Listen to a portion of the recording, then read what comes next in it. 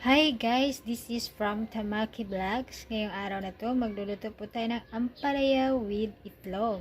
At itong mga sangkap na ating kailangan: ampalaya, sibuyas, bawang, kamaris, magic sarap, at saka itlog. Let's start.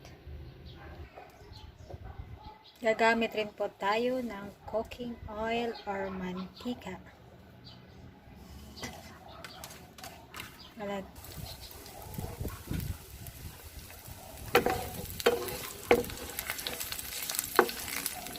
Yeah.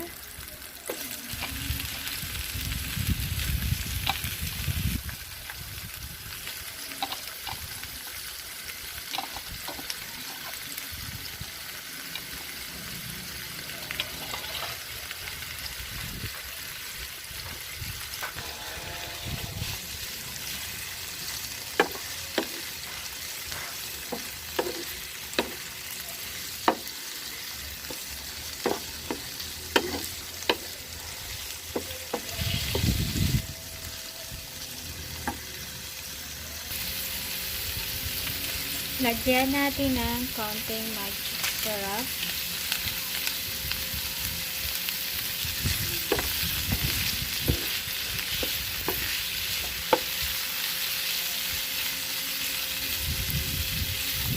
Din yung egg.